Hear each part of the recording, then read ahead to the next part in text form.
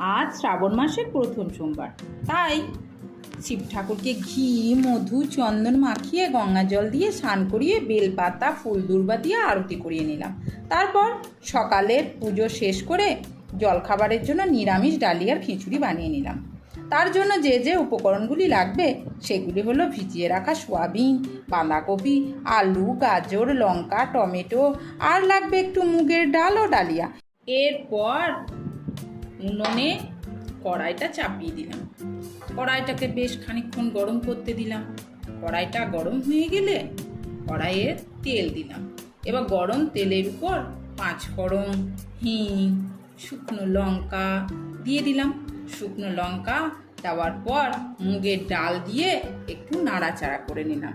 তারপর একটু আলু, টমেটো, যে সমস্ত সবজিগুলোই আমাদের কেটে রাখা ছিল আগের থেকে সেগুলো একে একে সব দিয়ে দিলাম।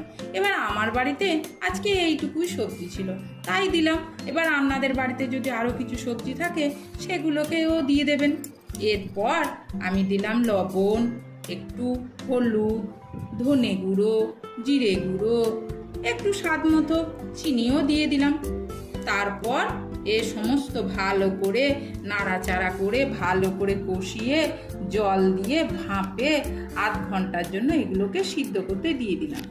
সিদ্ধ হয়ে গেলে একটু ঘি, গরম মশলা উপর থেকে ছড়িয়ে পরিবেশন করুন গরম গরম ডালিয়ার খিচুড়ি। ভিডিওটা যদি একটু হলেও ভালো লাগে তাহলে লাইক ও সাবস্ক্রাইব করে পাশে থাকুন।